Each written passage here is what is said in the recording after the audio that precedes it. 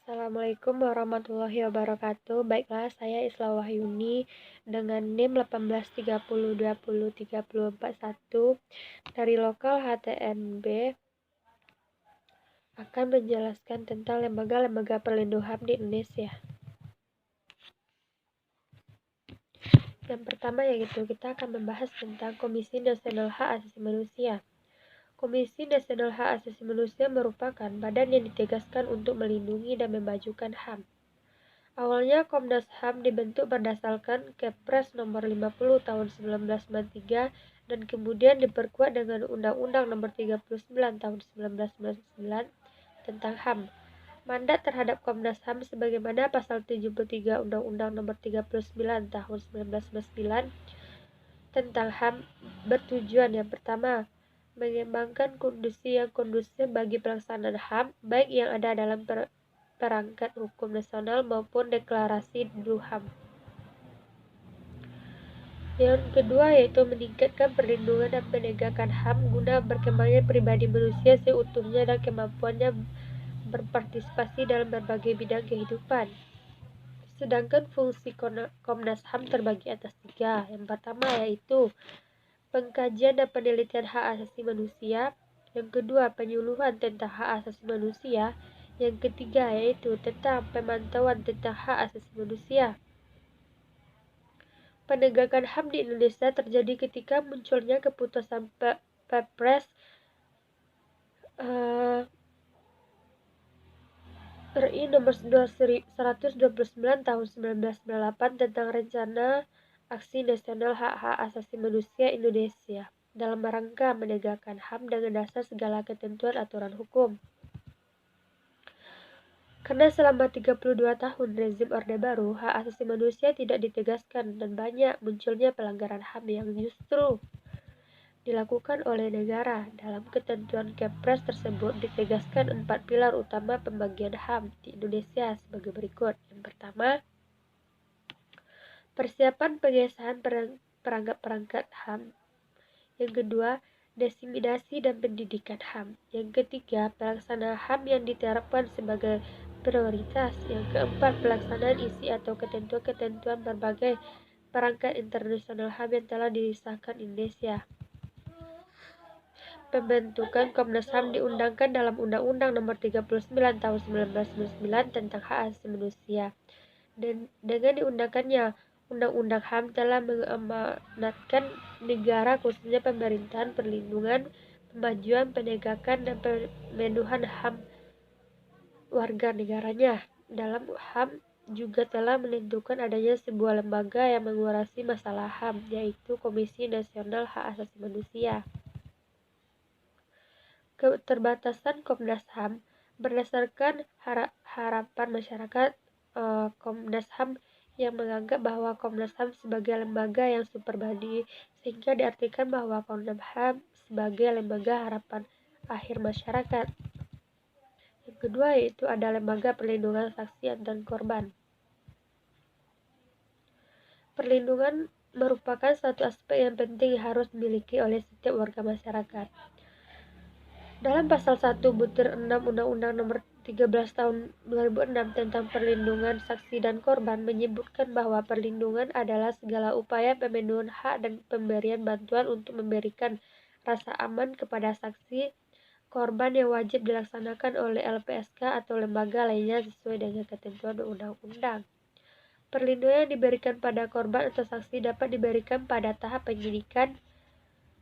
penyelidikan dan penuntutan dan atau pemeriksaan di sidang pengadilan atas dasar inisiatif dari aparat penegak hukum, aparat keamanan, dan aparat pemohon yang disampaikan oleh korban. Dengan adanya perlindungan hukum dari LPSK, penjaminan atas rasa aman terhadap saksi korban pun menjadi semakin kuat. Bentuk perlindungan hukum lainnya yang dapat diberikan kepada korban adalah melalui pemberian kompensasi, retribusi, dan rehabilitasi sebagai yang diatur dalam Peraturan Pemerintah Nomor 44 Tahun 2008 tentang pemberian kompensasi, retribusi, dan bantuan kepada saksi dan korban.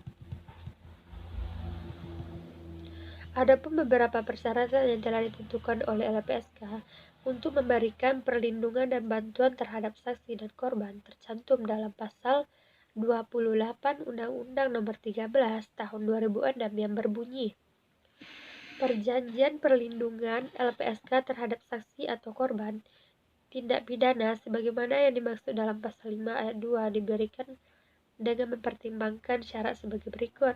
Yang pertama, sifat pentingnya keterangan saksi dan atau korban. Yang kedua, tingkat ancaman pembahayaan saksi atau korban.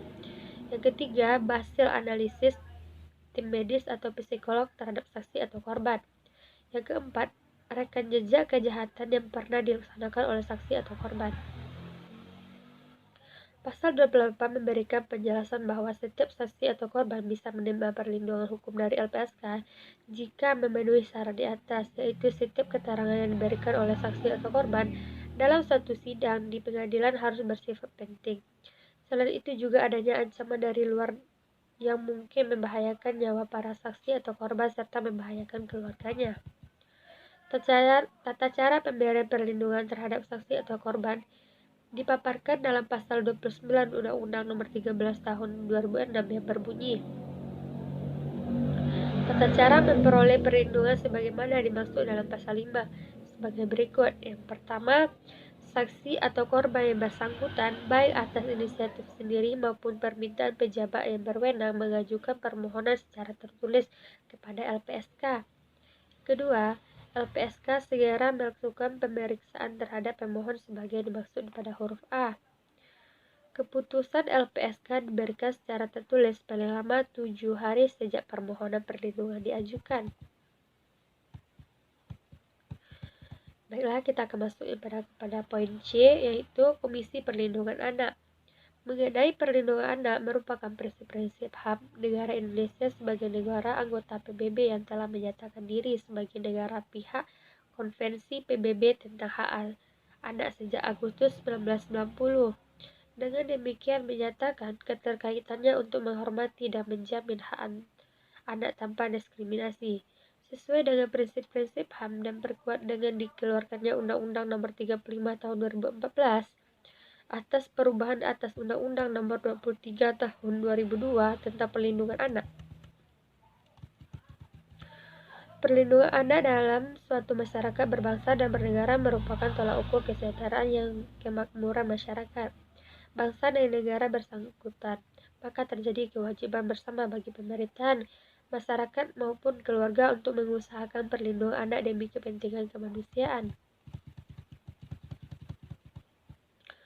Perlindungan hak-hak anak yang diatur dalam undang-undang di atas merupakan huruf positif yang harus dilaksanakan dan ditegaskan oleh pemerintahan, karena hukum positif harus dirasakan secara langsung hasilnya oleh masyarakat. Sebab sifatnya positivisme, yaitu yang pertama, hukum adalah perintah. Yang kedua, analisis terhadap konsekuensi hukum adalah usaha yang berharga untuk dilakukan. Analisis yang demikian berbeda dari studi sosiologis, dari historis, serta berlainan pula dari satu penilaian teoritis. Yang ketiga, keputusan-keputusan dapat dideduksi secara logis dari peraturan-peraturan yang sudah ada lebih dahulu, tanpa perlu menunjuk kepada tujuan-tujuan sosial, kebijakan, serta moralitas. Yang keempat,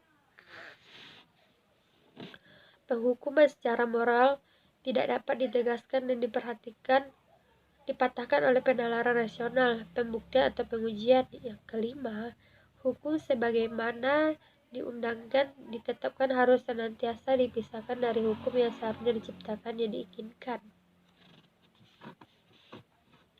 Di dalam Undang-Undang Nomor 39 Tahun 19 tentang Hak Asasi Manusia, sebagaimana disebutkan dalam pasal 52 ayat 1, yaitu setiap anak berhak atas perlindungan orang tua, keluarga, masyarakat, dan bangsa.